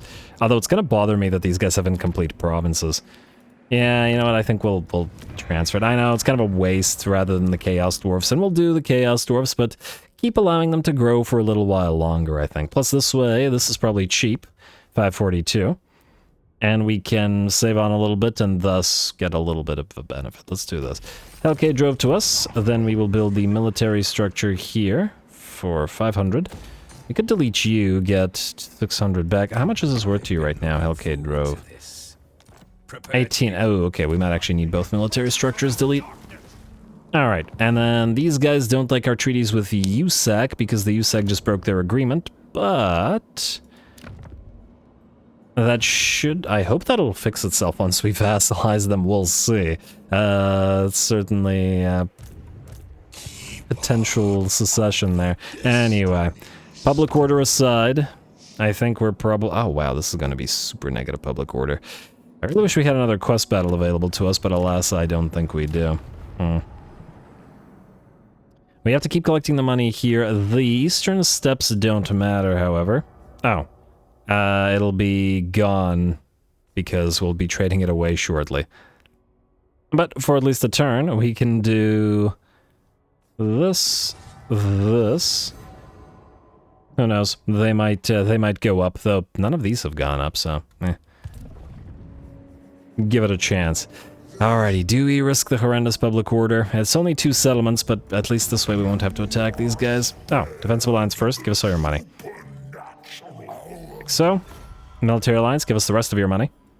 Like so. Confederation. At least this way they will have paid for themselves to some degree. And Soarev Sorcery will ignore you for now. There we go. Now, out of curiosity, from doing that... ooh, also what do we have here? Monument to Potential... Cult of Lies, eh? Another... I do like these guys. We need these in various places as well. In fact, the fire... the lore of fire is probably going to be valuable to this particular army. Can we build any cultists anywhere near here? I swear I had another cultist building somewhere, but I could be wrong. Alright, this is the closest one. I guess we'll build one there. What will be most helpful to the horrors? Trickster Shard? Huh. Well, you know what, let's go for Covetous, I guess. Post-battle loot, chance of stealing item. Assuming that none of those iridescent horrors are covetous. Just do it. Alright, get you on field, we'll move you up there. It'll take you a while, but at least it works that way. And then I would like to delete this and replace it with other stuff. Oh, does this give us an additional iridescent core capacity? No, not really. Alright, fine. Delete it out of here, and the... Yeah, you can switch to Infernal Citadel. It's gonna take a while. Oh, there goes some of that cash. Alrighty, now, did you guys actually have an army? Is another question. Well, I wouldn't call it an army exactly. I'll watch Epidemius immediately declare war on us. Don't collect income here. Go into Architect's Theorem. We have no items on you, I take it? We'll check in case we gotta get rid of something. No, well, you are gonna be gone next turn, I take it? Frankly, I'm not inclined to pay for you right now. Anyway, we'll send another army out here. And Jaeger, we will... Does this count as trespassing? It does not. You know what? I'm going to say take you out right now, rather than pay for you. Diabolical is fine, so we will probably bring you back at some point, but that point is not now. I'd rather not pay. And we will delete the many-eyed tribute here and then build up the Lattice of Distortion and then probably start with the defensive structure since this is our only territory in the Realm of Nurgle. But there we go. Realm of Nurgle will be able to attack the Eats a Lizard tribe. Maybe pick up those oil rigs because we can, and then Khalidah's right beside us. Very distinctly likely to attack us. Oh, she's holding some swamplands, which we don't like. Basically the one territory type other than, I think, ocean that we don't like. Yeah, we hate ocean, we hate swamp, and we hate mountain. Why would the bird guys hate mountains? Okay, it's just fine. Of all the... Okay. You, Kudakai, maybe move down a little... Well, yeah, you're fine. I guess that's it. We still do have these things. I guess we should do this just for the Grimoires, if nothing else. We have to be in enemy territory to do it. And we got 9 more turns. Well, you know what? These guys will be in enemy territory next turn, so I guess we can activate some of that. I don't think there's... Okay. Don't think there's anything here that's critical. No, we're good. Skip cult, and... Oh, actually, no, don't skip cult. To get that Magus... where is Magus building? I forgot. Oh, right here. Alright. Build this. It's gonna take 10 turns and 3,000 gold, and it'll give us a Tzeentch Cult Magus. And we'll send him to Athaloran as requested. And turn.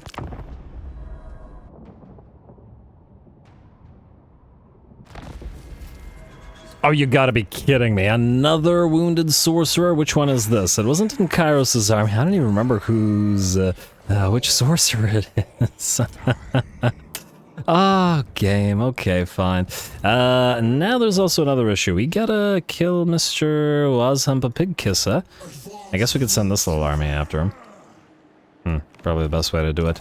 Man, this frickin' river troll hag at level 4 probably was level 2 or 3, and whoa. I do not want you to capture this. Has taken 2 of our territories now. It's tremendously rude. Anyway, Kairos, I guess you're gonna go into Grungret's Monolith. Fix that public order at least a little bit. These guys ain't happy. Ragnar, Heldenmouth are gonna follow. Urel, I guess you are going... Okay, you guys travel together for now. And Mahikal Rock. Yeah, that's not gonna fight. Alright, fine. Go into ambush right outside Gragamugar camp. Who knows? Maybe they will attempt to retake it while it's damaged. I don't think so, but it's a possibility. And then you will want to transfer these guys to, I guess, Ragnar Heldenmouth for now. He's not the one... It's Rel that's gonna command them. Frankly, I should have swapped those units, but it's too late now. We're gonna get them back and consolidate them shortly anyway. And then you can do this. I believe you're gonna go to Dolganyar for that. Actually, it's gonna be faster to reset you anyway. And we'll build some stuff there shortly. There we go. Don't want to pay for him right now. Alright, what's up next? Let's double check buildings and the terrible public order that we now have because of this Confederation. No way to fix it, at least not easily. Hopefully there's some money to be made elsewhere, however. Like here. Cultist thing. Obsidian Council, we'll build some obsidian. Go figure. Not the tome thing, we'll eventually probably delete the Cult of the Law. Oh, well, this will upgrade and then it'll fix itself, so that's fine. Don't collect the income at Helcade Drove, though you might want to trade it. Yes, for vassalage. Like so. Alright, let's see how these guys feel now. Yeah, they still don't really like the treaties with the USAC, but these two will grow to like each other again shortly. There we go, that's much better. Loish's Indulgence still exists as well. and are now really starting to hate us. But that's fine. Alright, let's check our Warriors of Chaos, guys. Okay, Archie is not liking... Okay, now he's not liking past treaties with the Pearlescent. I thought these guys started to like each other. They're getting a little bit friendly. I think we might need another war declaration or two. Ooh. Are they at war with the... Yes, they are. Anybody else here that we could declare war on? We could declare war on Scarbrand. Just because... Oh, we should declare war on... Oh, do we have no vision of you? Okay, how about... Reveal Shroud. Person Revivalists. And this gives us vision of a few more factions. Let's declare war on the Urson Revivalists. Like so. Alright, keep everybody nice and friendly. And we should also be at war with the Undead pretty much universally, because the Undead don't actually hate us. Wait, you should have a massive aversion to it. Well, actually, Chaos has more of an aversion to the Undead. It's a far away faction, but it still gets everybody sort of on the same side. We'd probably want to do it, though at the same time, we want to actually have missions that we can fulfill. And we're going to start getting missions that it's going to be impossible to do, so I'd rather, you know, be careful about that.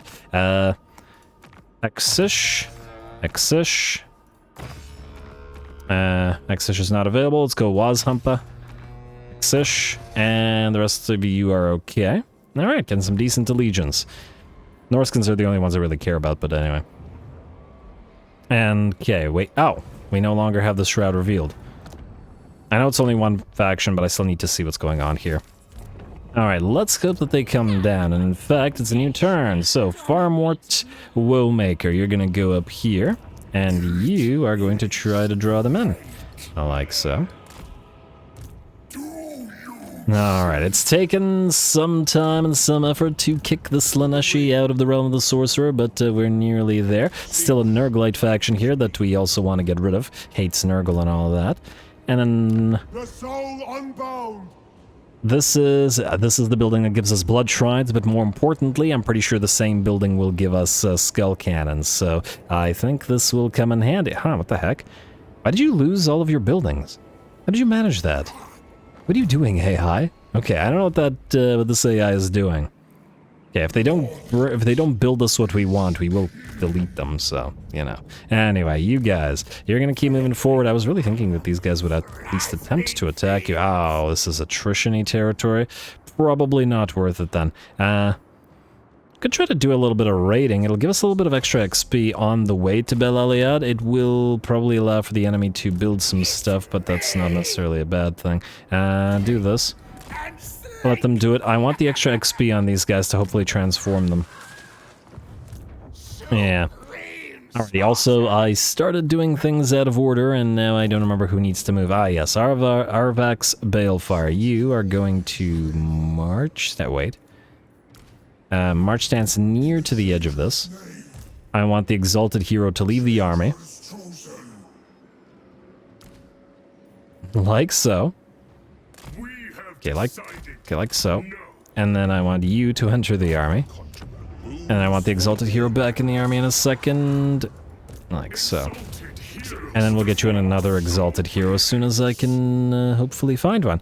Alright, looking good. 2 of these will be replaced by Whalers, 2 will be replaced by either Marauder Champions or possibly Mammoth War Shrines.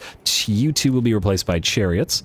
I just feel like a Norscan army should have some chariots, you know, even if it's, you know, it's Chaos Warriors on those chariots, whatever. Marcus von Sigurd, you've got a long way to go, sir. And we'll probably get another cultist in that army as well. Seems like the ideal thing. Fire lore for the fire units. A Kindle Flame is pretty nice, and I believe that is that. Building. Should be one of these guys. A Citadel of the Iron Knight. Yes, we will upgrade you. Need to make more money. Great tree. We will... Well, we're not going to make money here, at least not right now, so actually we'll switch you briefly to Mutalith Prism Formula and build the defensive structure there. The rest of this is fine, as we're not willing to pay for it. End turn. The arcane empowers the god of magic. Alright, and it looks like these guys did not move towards us, but it might be because they're wary of the Coordinates who just lost their army. Okay, don't lose Eternity's Stare there. Clan Pestilence, Scheme of Doom, Confederation between more Bretonians, ambush foiled. Oh, that's why. Alright, fair enough. And, you can't reach this, meaning we have one more chance to do this ambush. Go here. Ally begins outpost construction. Good. Technology researched. Even gooder. You are gonna go into Way of Deceit because we'll want to move... wait, what? No, not Way of Deceit. I lied. I wanted to go through Way of Scrying. Restore an army's movement range. That's going to be nice. In fact, we're going to probably spam that as much as possible, but it's the construction cost for all buildings that we want right now. Well, of course, Rebellion will be helpful as well in our own allied territories, wherein we hope to, you know, sort of swap some armies around. Anyway, I'm on Chikai. Did I move you to the edge of your range? I did. My bad, dude. Alright, I guess you're going to channel here. I guess you did need to channel anyway. And then you're gonna channel... Well, you know what? You probably don't need to channel as much. You can go into summoning. Alright, let's hope that that works out. You can't go into encamp stance, can you? No. Alright, well, that's fine.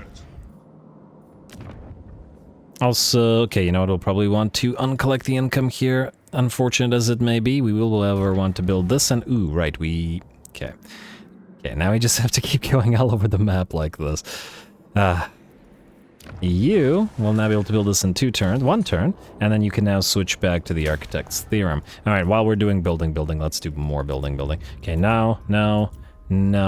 Lots of places are ready for tier 4, but we've invested so much in money making that we can't afford to do so right now. You're going to go be deleted. We are going to go for Stygian Well here. We will upgrade the, whatever this building is, main territory building or main building. You're fine. Obsidian Council, yes. And Citadel of the Iron Knight, it's only -3, but I think it's time for you to start collecting money. Weave of Time, Iron Thing, and last but not least, the Hidden Library. At least our Grimoire income is pretty decent right now. Alright, you. Go here, along the road. Don't suffer any attrition while you do. We're heading to Bel Aliad. Oh, wow, Arcan. He's doing really good. Preparing those deserts for us to take them over.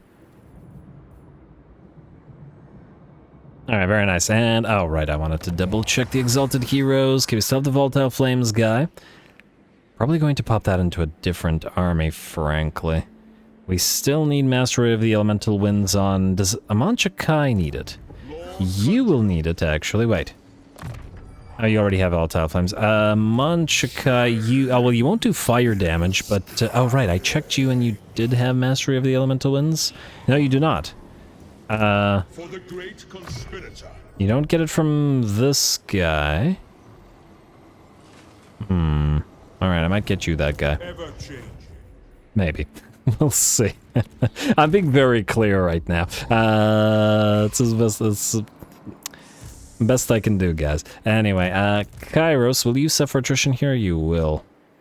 You know what, I guess we're just gonna have to risk a little bit of attrition here in this mountain pass, so just go on. And then you're gonna follow him and also suffer attrition, but it is what it is. Like so. Oh! You're going for Grillgrog's monolith. Huh. I wonder if he'll be able to retake it. I guess we'll see. Interesting choice. You cannot go over here, I take it? Apparently not. Huh. I am going to get annoyed if he does manage to pull that out, but we had to join these armies together anyway, so we shall see. Frankly, if we retake it, we could just transfer it to another faction. One possibility. I wish this guy would move his capital. His capital must have been elsewhere. In the Challenge Stone, somewhere here. So transferring them back their territories might be able to move their capital back. Then it would allow us to give this to Belowish as indulgence. Not that we really care so much about the Slaanesh, mind you, but, you know.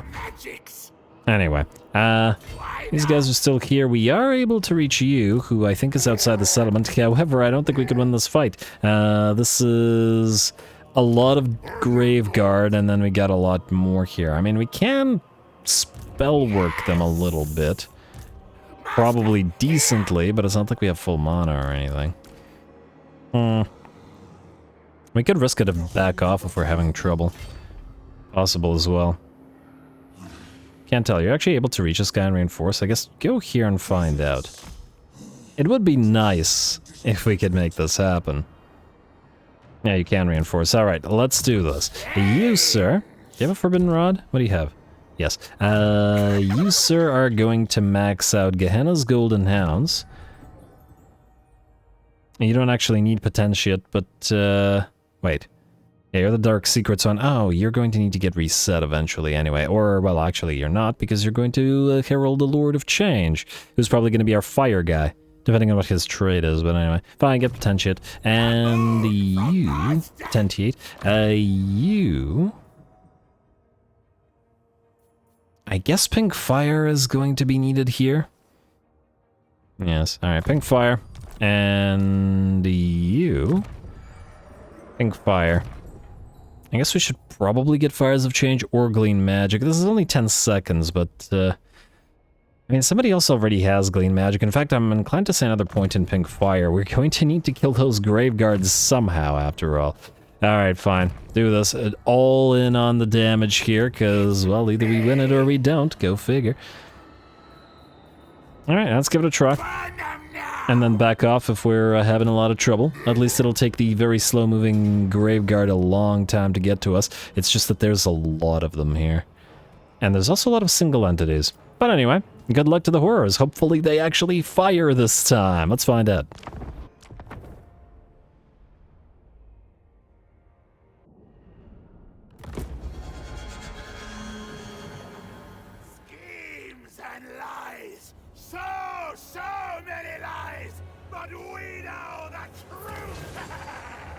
Yeah, I don't think you know the truth. You only know other lies. That's what Tzeentch is all about. But anyway, here we go. Another battle against the Undead, and while the enemy has not as many units in this particular army as it did in the other one, what it does have is a lot more fast movers and more elite units. Black Knights and Graveguard. Plenty that we're going to have to deal with. I mean, a lot of Graveguard. Plus those Cairn Wraiths are going to be an issue for us, and we have our most basic army, not even a single flamer. Frankly, a single flamer unit would probably, over the course of the battle, be able to do as much damage as the rest of the entire army combined. And that's if this particular army actually fires their shots, so that's going to be a danger as well. The bright side, the big thing that we have going for us here, however, is that we have 3 of the forbidden, or 4 of the forbidden rods available to us, which means tons and tons of magics to be getting on with, and a decent bit of damage probably firing away at the enemy fast movers before they can move towards our line. Gonna harass the enemy army on the approach and see about knocking out as many of them as we can. Oh, I like this color scheme for the Black Knights. They look pretty good in purple. Very nice. Alrighty, well, the color scheme may be nice, but the Black Knights will probably not be able to reach our line, or at least this one won't. Since we're not focusing the Dire Wolves, however, that's probably going to change, and I imagine as soon as the reinforcements make their way onto the battlefield, we are going to start seeing this, the first elements of this army start moving towards our own. We have deployed our own army as far back as we possibly can, with the sort of cliffside to our backs, nowhere to go but down, Slaanesh, you giggle, and well, we're just going to try our best to hold. In terms of formation, obviously, this army is pretty limited in capability, both in damage taking and damage dealing, and we're going to have to do a sort of checkered type formation, not because we have direct fire units, but rather because we don't want more than one unit engaged with enemies at the same time. So if a unit of doggos or whatever hits a frontline unit, it isn't an actual sort of battle line, and thus only one unit will get distracted, hence the formation. Anyway, looks like the reinforcements are on field at last. The first of the enemy Strigoi or the enemy Vampire Lords is nearly out of the picture, and this one probably won't be reaching our lines, but the rest, well, I guess we'll just have to wait and see. Alright, come on. We gotta knock this guy out.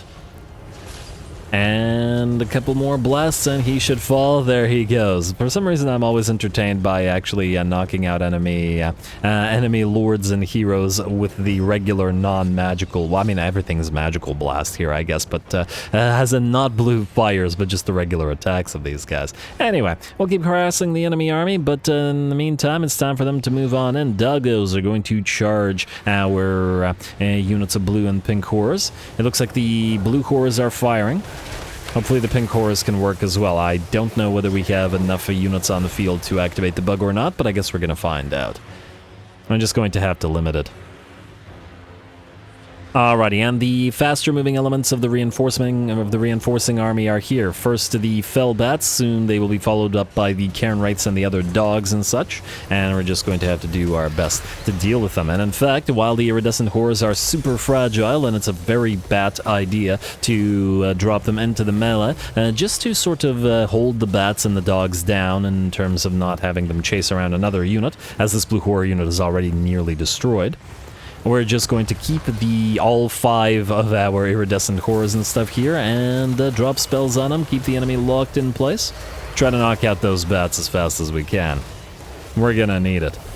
A pink fire moves through some of these skeleton spears just to try to force the enemy numbers to dwindle, but more spears are moving in. Another fast mover, the crypt ghouls, are going to be joining the fray as well. Looks like our pink horrors are firing, which is a good sign because we're definitely going to need it.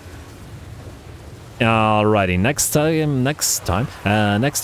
target is going to be the Crypt Ghouls, and we are doing our best to damage them and drop a few spells on the encroaching units of the enemy.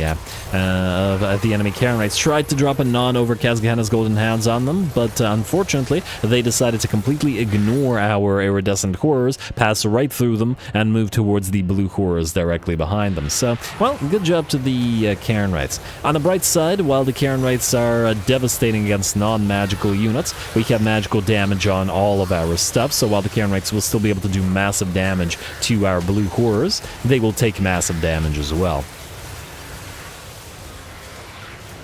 Frankly, I'm surprised that Tzeentch doesn't have any kind of ghostly units in its roster. You'd think that sort of all the wild magics and stuff would allow them to do some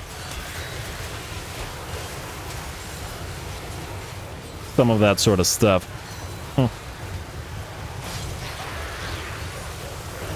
Alrighty, there we go. I mean, I guess you need necromantic energies for that particular reason, but anyway. Looks like a big old blob of Graveguard is heading towards us fast as they can. We're going to try to separate them by dropping a Gehenna's Golden Hounds through the midst of their line in the hopes that the front runners, or the foremost front elements of their army, continue moving forward, while the second elements will back off. And if we can, we'll separate them again with another Gehenna's Golden Hounds or Searing Doom, and thereby divide and conquer these elements of the army. Now, that said, it's not going to be enough, as the damage from the blue horrors, unbuffed as they currently are, is as yet too low. Blue and pink horrors. Eventually, it will get into pretty high damage levels, but not like this, and the Graveguard, whether it be with great weapons or halberds or sword and board, will be able to reach our lines.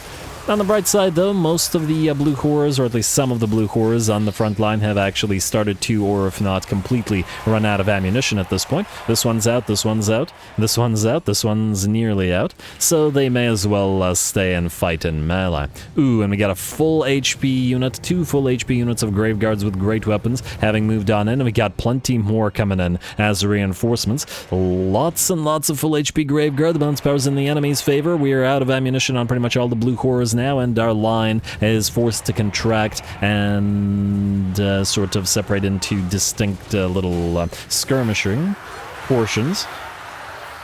One on each flank and then one in the center. And try to hold back the tide, essentially.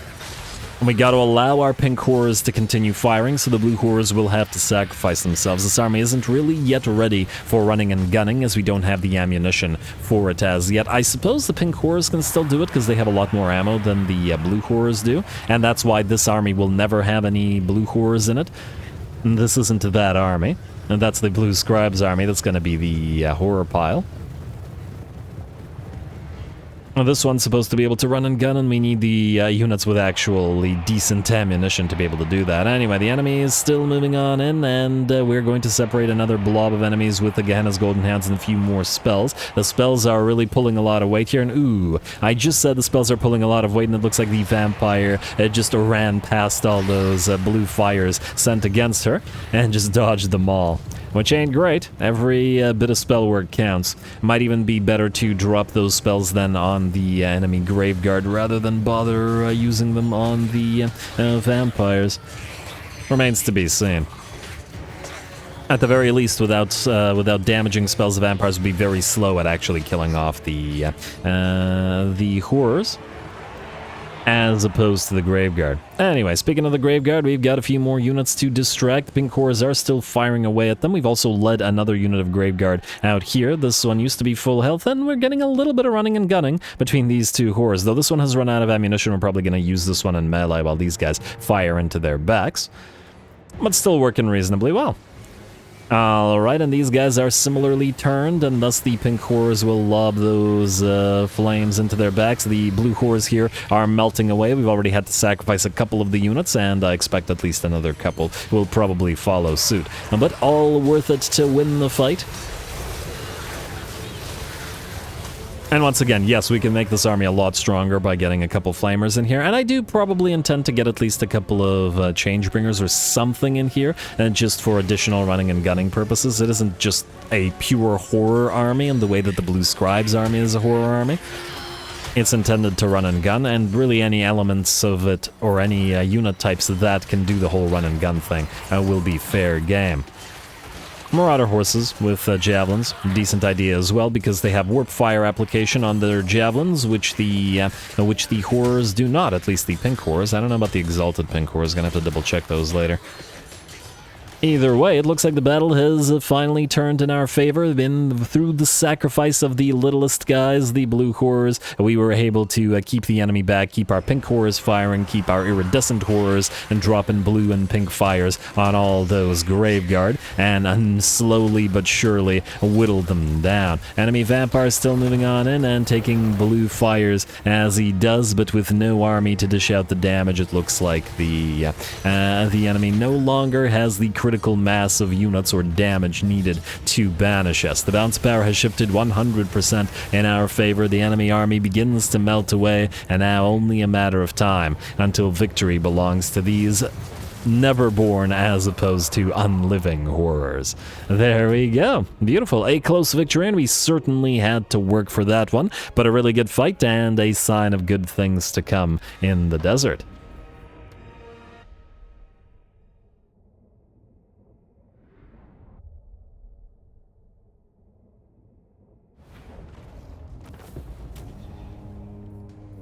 Ooh, alright, certainly something of a close fight, and a bunch of the enemies have returned. Wow, look at, what is this luck? It's crazy. But anyway, the AI always got good luck with the dead rise. I think we've no choice but to devour the captives to try to get a little bit of healing, because I'm not sure that the game will let us auto-resolve this, because there's still an enemy settlement remaining. Still, our blue and pink horrors did reasonably well. Granted, it was still a very close victory, and once the blue horrors ran out of ammunition, which is, well, admittedly rather quick on them, they were suddenly in a lot more danger too. The blue horrors were sacrificed, but well, it was needed, and besides, we probably would have replaced them eventually anyway. I mean, eventually all the blue horrors in this army will become exalted pink horrors, but, well, they gotta work their way up to it. Anyway, we'll devour the captives for now, and let's see what Bel Eliad says. Alrighty, leadership, and... oh, they got another little army here. Annoying aspect of that is they might immediately try to attack us. Here we can... yeah, we won't be able to attack this immediately because of the dead rise. And it's also a walled settlement, I take it. Admittedly, this isn't actually all that much, and I feel like our casters could probably just move on in and just kill everything within the settlement without actually the need for using of our pink horrors, especially... yeah, basically no bats survive that. So we could do that, though it feels like kind of a waste of time on an episode. And I think maybe I'll just do that between the episodes. I mean, just move in, kill everything with blue fires, and then continue on afterwards. Yeah, alright. Well, I'll deal with that one between the episodes. The other option would be to wait until Arvox Balefire gets here, and then he can deal with those armies. But well, these guys kind of earned their keep. Though sadly, none of the blue horror is leveled up to tier 4, which they need to go for the pink horror upgrade. And we need to be a tier 5 pink horror in order to become an exalted pink horror, which will definitely make the army a fair bit stronger once we have a fair few of these guys. Which is basically what the entire army is supposed to be composed of. Anyway, I think rather than end the turn, this is probably a decent time to call the episode here, as I will deal with these guys, as I said. In between the episode next time, we will end the turn, and most likely Kshish will attempt to attack us, and we'll take out the Obsessive Perfection Slaaneshi faction before moving on to the Nurglites. We'll get our debut battle with our current iteration of the Norscan army. Kairos will have finished off Slaaneshi Giggle, the Withered Eye hold, and most likely have destroyed the Withered Eye Greenskins, and I guess we'll decide what to do, whether we screw around here for a little while longer. Maybe take out the Western Provinces. This is probably the only Cathayan faction we'll fight in the campaign, so we might want to enjoy doing so. And eventually we'll hit the Realm of Khorne, though funnily enough, at this point it's almost looking like we might invade the other realms, take out the other realms, and then invade the Realm of Khorne via the other realms instead of via the Bastion Stair. But not necessarily a horrible thing. Again, we can always teleport with Kairos to the cult places in the midst of the enemy territories rather than going this way like all of our minions are intending to do. Anyway, more Kairos to come, so stay tuned. Don't forget to leave those likes and comments below, especially the threshold for the longer episodes. All glory to the algorithm, and thanks for watching.